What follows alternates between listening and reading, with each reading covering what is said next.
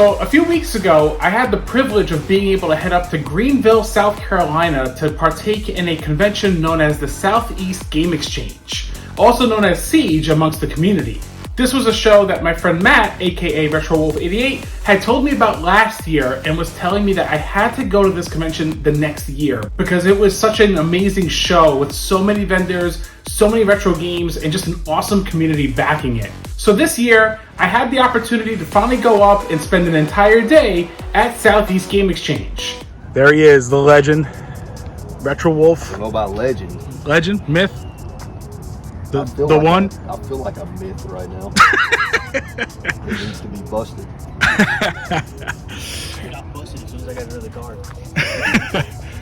So currently at SEGE, this is my first time at the convention. So we're gonna see how this goes. Are you excited, Marcello? I am stoked. What are you looking for today? Xbox games. You're not looking for Xbox games. So This man just lied on my channel, straight to my face. Austin's got you. These are special guests. oh, thank you. GameCube Galaxy. Oh, I noticed the shirt. No, you're good. You said attendees, so I thought I was going to get. There it is. It's been a morning. Special guest GameCube Galaxy what's up? at Southeast Game Exchange. Let's go. All right. Now, this show is the first retro game show I've ever been to that's dedicated specifically for gaming. I have to say, out of all the conventions I've ever done, this had to be easily one of my favorites. And I've done conventions like New York Comic Con, MegaCon, and many others, but there was something about Southeast Game Exchange that was just so awesome. Maybe it was the fact that it was just filled with retro gaming goodness, but I have to say, this is a show that I left with such a positive experience that I cannot wait to go back to next year. But let's dive into what the show is a little bit about. So when I finally got to Greenville, South Carolina, I was able to finally meet up with my buddy Matt for the first time in person, as well as my good buddies Eric and Jared over at Retro Gaming Pandemic, alongside TigerChainsaw and Lame Dad.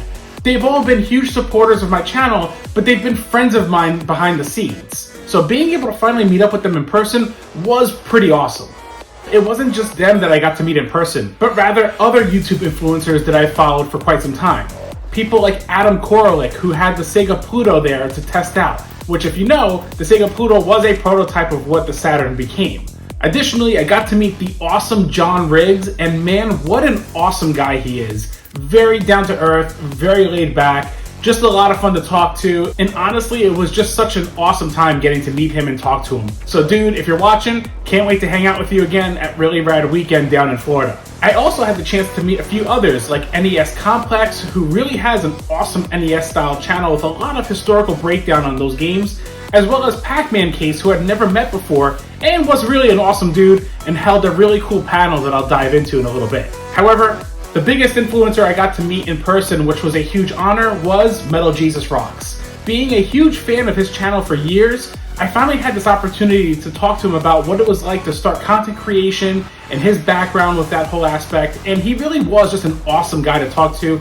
Much like John Riggs, very down to earth, very easy to talk to, and what was really cool was that he actually asked if I can give him a hand filming some of the stuff for the convention for his video, which I was able to do, and he actually was very kind enough to give me a shout out on his video about Southeast Game Exchange. So dude, if you're watching, thank you so much for that shout out. It was such an honor to get to video some of that stuff with you, and definitely just can't wait to hang out with you at another convention.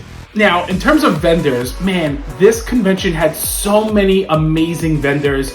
Prices were pretty competitive for a lot of the games, but what I was really impressed with was the variety of games that the vendors had.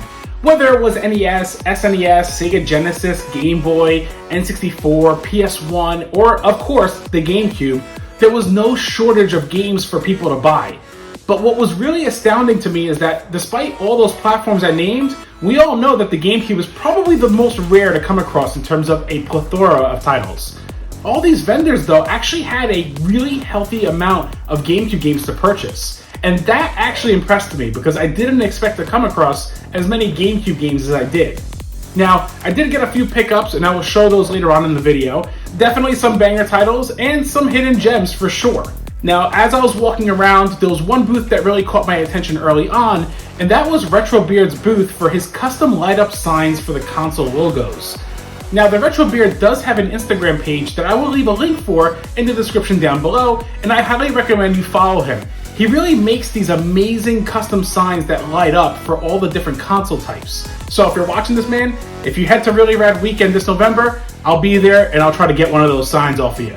Now, another thing I got to check out were some of the panels. So I went to Metal Jesus Rocks and John Riggs' Q&A panel, which was actually a really good time. And there was a lot of great questions asked. I actually asked them a question as to what their personal top 3 GameCube games are. And the audience was a little concerned about that because they were afraid of certain games going up in price. But that being said, it was really cool getting to hear what their top 3 GameCube games were. And some of them were in line with my personal picks as well, so that was pretty cool. The next panel I got to check out was hosted by Pac-Man Case, alongside several other content creators like NES Addict, RetroWolf88, G to the Next Level, Gamer Aimer, and Blips and Pips. This was such a cool idea in which they did a random spin wheel that had various stipulations as to how they could play a game. So for example, it might be something like play the game using only one hand, or play the game facing the audience and not being able to look at the screen. This was such a unique premise, and one that I'm actually going to utilize for my own game nights with friends and family. Nice. Jump, jump. Alright, jump. Nice, keep going, keep going. Go, go, go, go!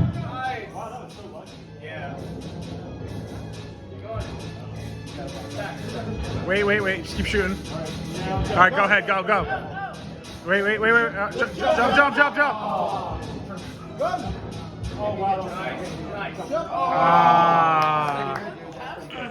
The other panel I got to check out was the Whatnot panel, which was hosted by Retro Gaming Pandemic and Cheap Finds Gold Mines, in which they talked about the seller and buyer perspectives with the Whatnot platform. This was actually pretty interesting to watch, and honestly, the energy level at this panel was pretty high, so it was pretty cool.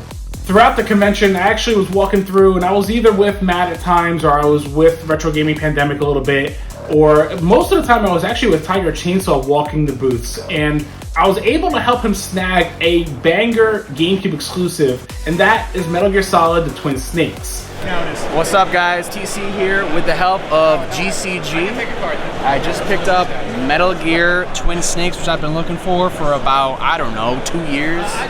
Now I can finally experience the greatness on the GameCube. So I did get a few games while I was there, and I had to work some deals, and thankfully Metal Jesus Rocks actually videoed me at this one booth, and dude, if you're watching, thank you again for videoing this part. And we were able to get a deal where there's a few games that stood out, and I had to just nab these while I could. So those games were Space Raiders, Extreme G Racing Association, Virtua Quest, which is a banger title and has gone up in price, and got this one for a really good deal, and the biggest banger title, Alien Hominid. Now, all these games I mentioned are complete in box, which is pretty sweet. I came across another booth that was selling GameCube games on the cheaper end, so I picked up Baldur's Gate Dark Alliance. This I was able to get for less than half of what it currently goes for, so I got this one really cheap, and I'm pretty excited about that because, again, complete in box. Now, towards the end of the convention, I was able to go back through the hall one last time before we left, and there was one game I was going back for, and it's one that RetroWolf had recommended to me for quite some time, and that is Pool Paradise. So this one vendor was selling the game for dirt cheap and really clean copy. RetroWolf ended up seeing that I was about to buy it, and he actually interjected and bought me Pool Paradise. I am buying this for me. No, I'm doing it. No. I gotta get rid of some points. Thank you. Pool Paradise. Thanks to my boy RetroWolf. Very awesome.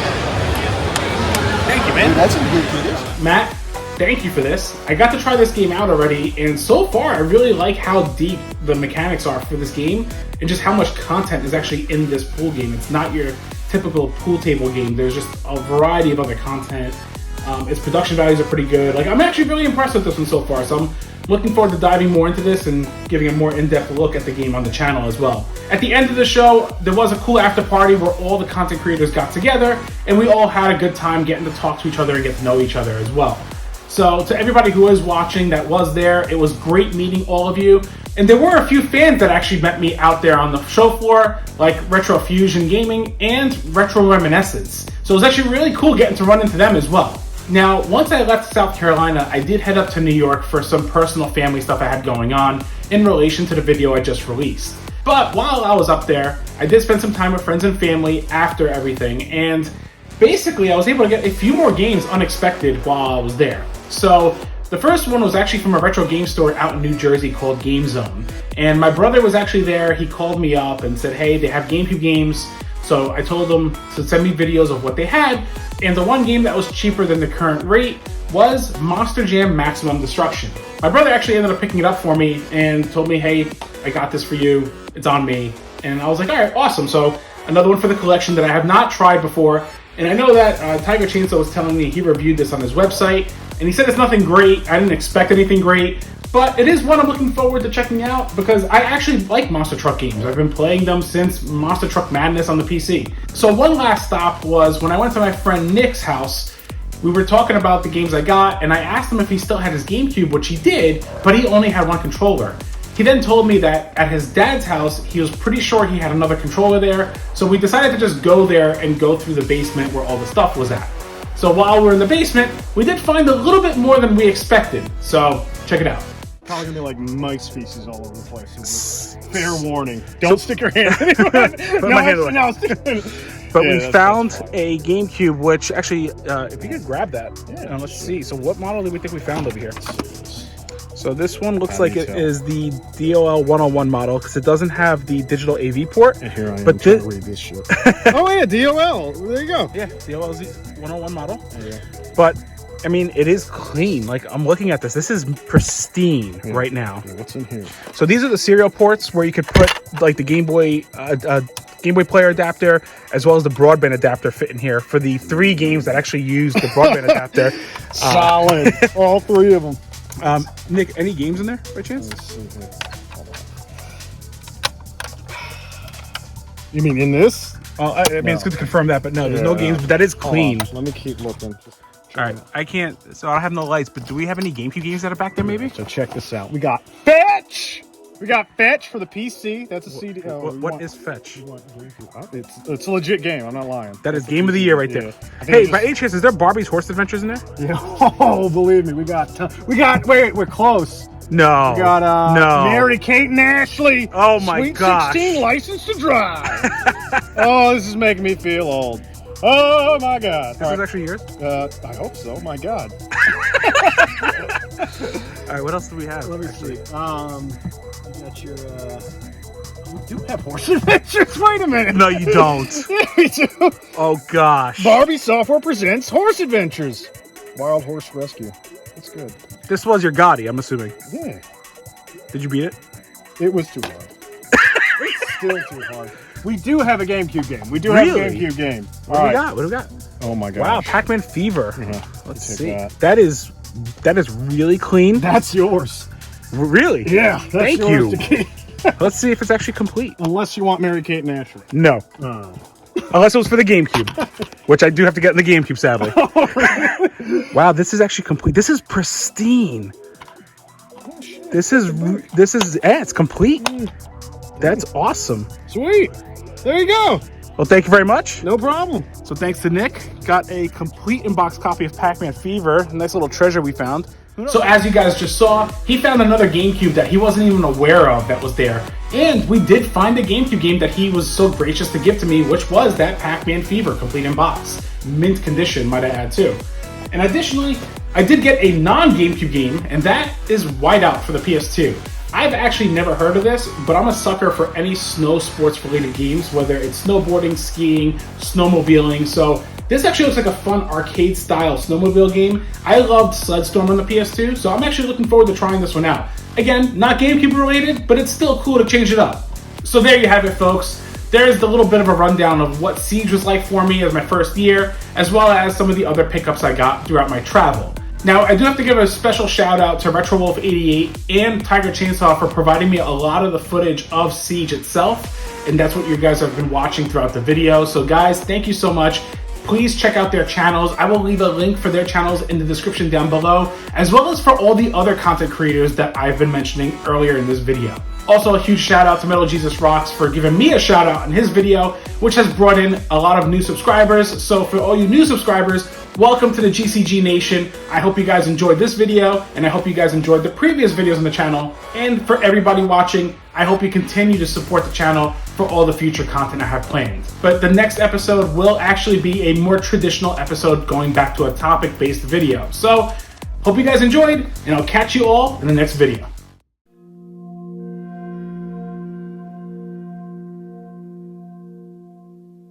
You